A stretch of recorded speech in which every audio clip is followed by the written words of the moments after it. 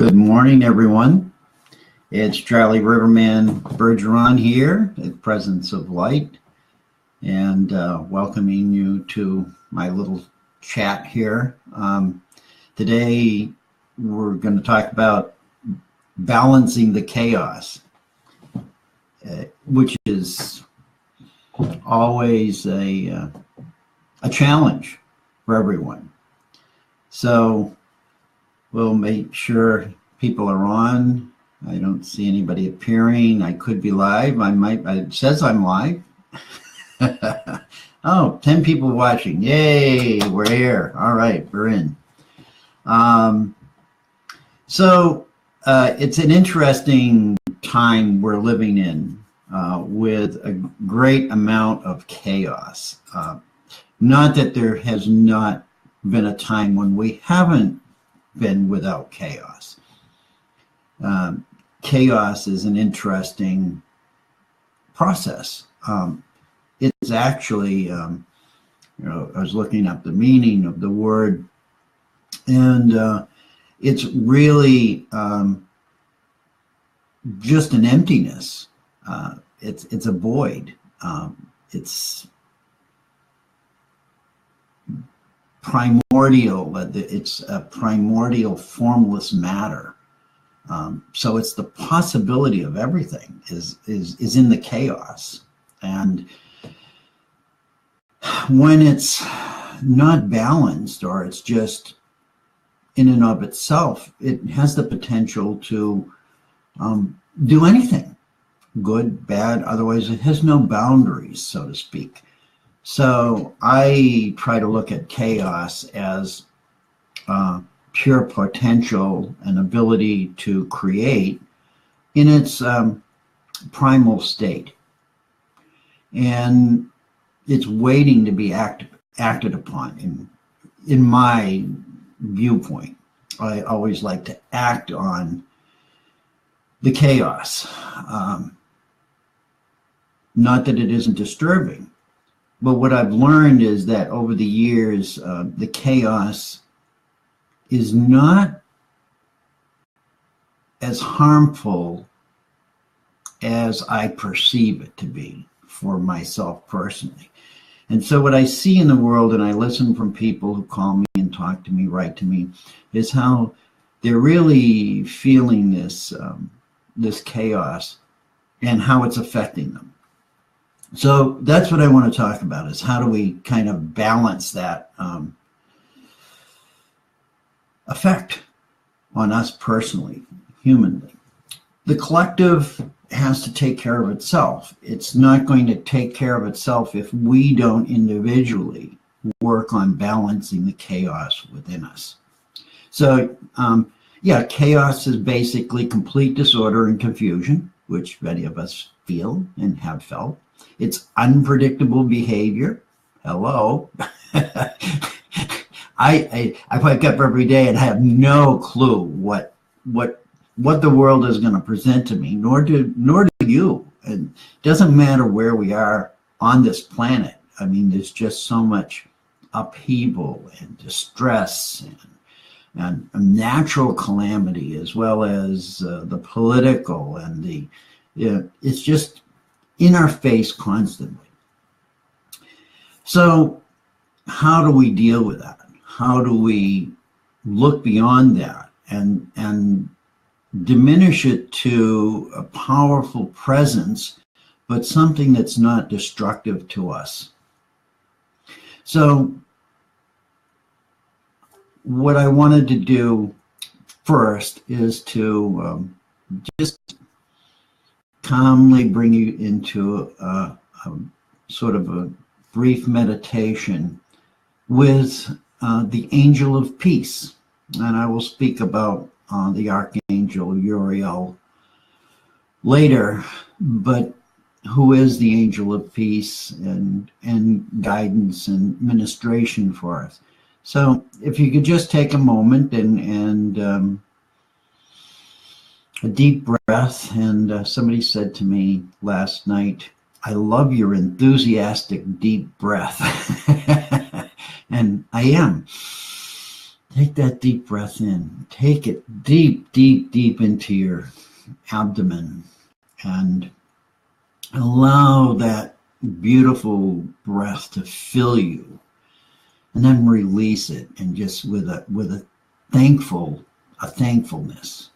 Deep breath in and a thankful exhale. This is part of regaining our composure. And so from the still voice, I will read this brief little note. Meditate on the angel of peace, so quiet and still and very powerful, but all love. Her garment is the softest blue like the sky, with a touch of rose pink and sunshine. It could almost be likened to mother of pearl. As you breathe in her influence, all care falls away. Your heart is stilled and stayed with God. As you breathe her influence out into the world, turbulent emotions are stilled. And so just rest into that and know that when we fail to breathe in and exhale in a divine manner, really a divine manner of acknowledging the greatness and the power of creation and exhaling it to influence the world and not just ourselves, we're actually doing ourselves a disservice. So part of balancing the chaos is in our breathing. Simple act of breathing. And through breathing, you begin to start to regulate your body. And as you regulate your body, your energy calms down. And as a result, you can see the chaos. You can be in the chaos, but less affected by it. Years ago, my ex-wife had agoraphobia. And I wouldn't wish that on my worst enemy. It was a debilitating disease, and part of the breathing when she would go into anxiety, extreme anxiety, was breathing into a bag and breathing and exchanging carbon dioxide and oxygen because she was just overwhelmed. And so many of you who have anxiety from the chaos understand that and know how horrible it is to be in that state of extreme panic and fear. This is what the chaos does to us. But as humans, it's how we're reacting to the chaos. It isn't the chaos itself. The chaos is, in and of itself, as I said, just pure potentiality. It's out of which everything has been created. It's the primordial, dragon, if you will. We all came out of the chaos. All form came out of the chaos. Before there was form, it was just chaos. It was just energy, raw potential, raw energy. So as we look around the world and we see this and we relate to it or react to it and whatever, our job as humans is to learn how to balance it and how to balance ourselves in the midst of it. And it is a challenge. It's probably the greatest challenge, I think I wrote on my page, that we as humans, it's the most challenging role we will ever play in our lives as humans. So with that said, what happens for us as humans is we, a long time ago, started to create an identity for ourselves. And it was an identity based around chaos and fear. And the chaos brought up fear in us. And we reacted to it in the early stages out of survival. So it triggered all our survival, physical survival mechanisms. And we're here today, so we did survive. But today we're still processing everything from that belief system and from that traumatic beginning. So chaos has an identity for us. We begin to identify with chaos. And when we identify with chaos, we do it either as a victim or a rescuer. We're going to rescue somebody from chaos, or we're the victim of chaos. We live in the world of duality, so that's perfectly natural and normal to think in those terms. This began for most of us in this embodiment, this physical embodiment we are now, from personal trauma as children.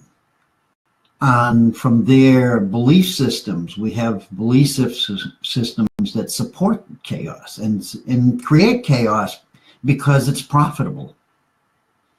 And it's when you have people in chaos, you get to control them because they're lost, and so you can round them up like sheep and direct them and manipulate them.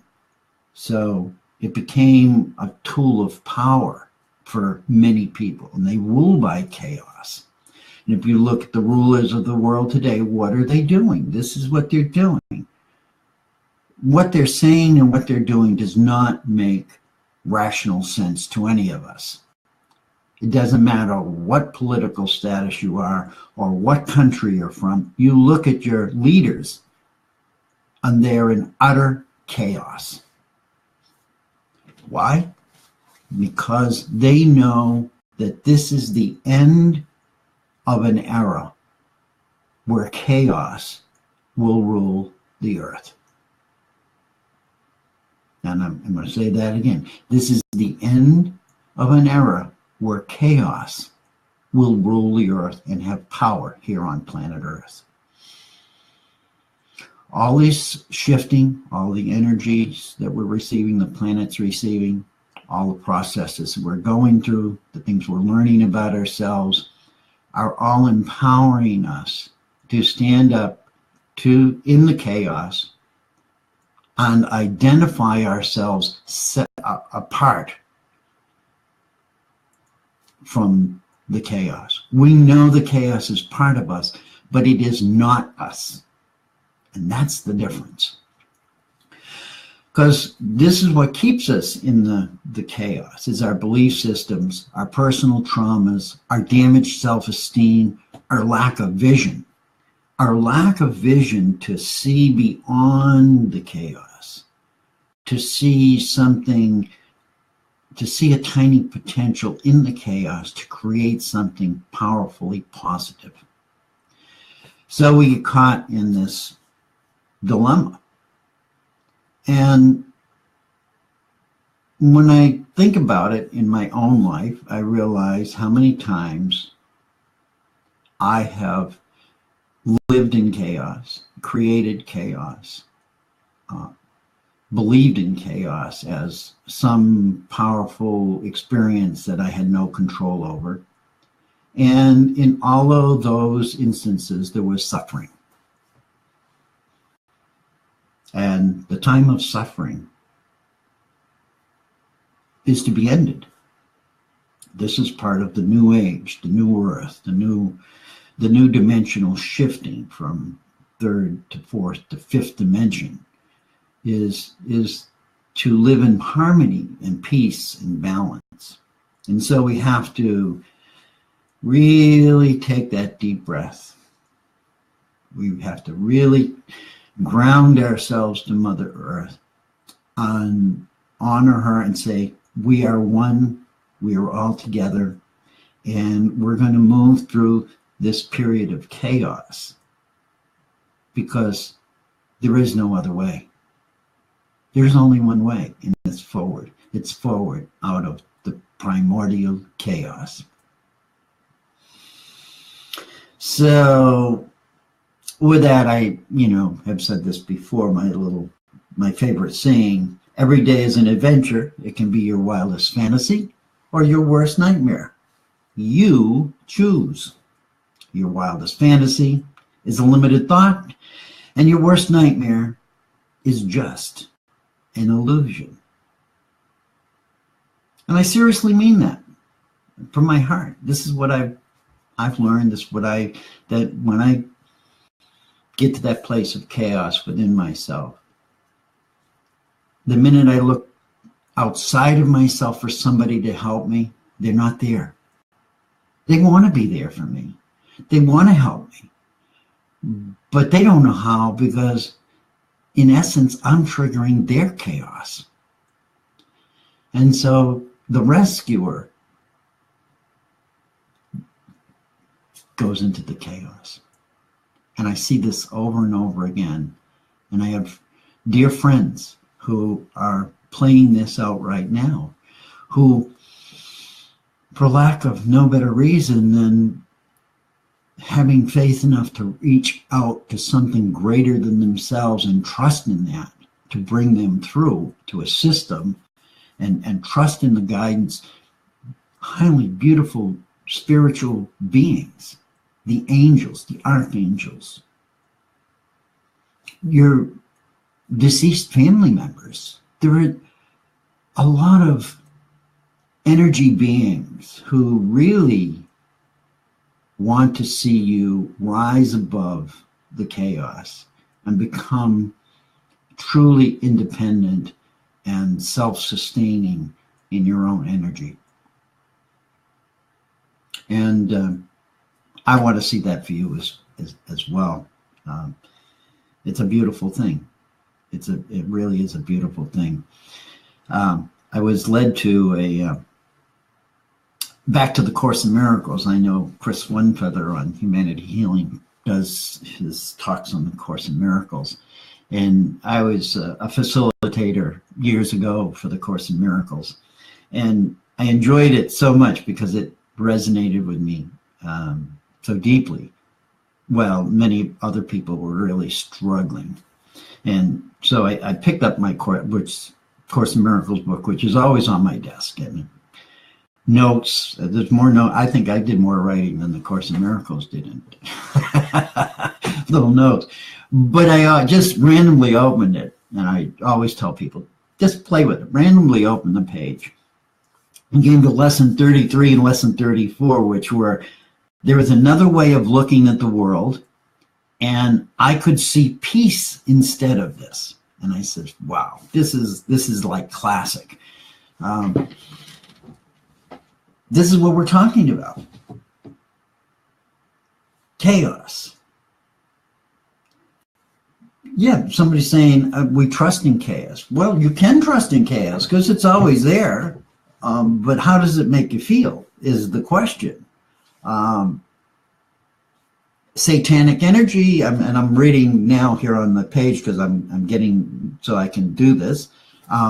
Satanic energy is the enemy. Well, if you want to put the label of Satan on it, you can put John Smith as the enemy. All you're doing is really defining energy so that you as a human can relate to it. Okay? It isn't good. It isn't bad. It just is. It's the potential. It's the raw potential. And you can take something raw potential. Look at nuclear power. Here's raw potential. Is it satanic? No. It can be beautiful if it's used properly. If it's misused, then then it becomes satanic. And if it's used wonderfully, it's a gift from God. Who made that judgment? We did. This is the thing that I'm trying to get at. We are, in our own minds, have set the values for things. And we can change the values. You can think whatever you want. This is your free will gift. You can relate to anything any way you want. But if you're suffering, and if you're looking at the world and you're getting agitated, you're getting angry, and you're becoming hateful or demeaning to other people, and you're saying, oh, well, this person's color, I don't like this, or this person's an immigrant, I don't like that. What are you doing? You're just creating and intensifying your own chaotic experience. And I'm of the firm belief that there are some people who thrive on chaos, literally thrive on chaos. And I'm sure every one of you knows somebody who does that. They don't have to. They may not want to change. That's their choice. But then when they're suffering, who do they come to? They come to you for sympathy, or they come to you for health, and then they, I will use the word, infect you with their chaos. And you, because you still believe you have no power over chaos, or no control, and find that a fearful state within your own being, give in and try and start to play out this scenario with them that doesn't have to be done. So we waste a lot of our own energy that could be used for positive purposes, for making the world a far better place than it is. This is the call. This is the call we're being called for, is to take a look at the chaos within ourselves. The chaos in the world is only a mirror reflecting the chaos within ourselves. We can't do anything about the greater chaos. It exists. It's the laws of the universe. But we can do something about the chaos within ourselves, and that is come back to a place of peace. I wish for peace for each of you within your own hearts. Peace outside of us is not going to happen if we don't begin to become peaceful with ourselves. And this is the message of balancing chaos. What do we balance chaos within? With peace.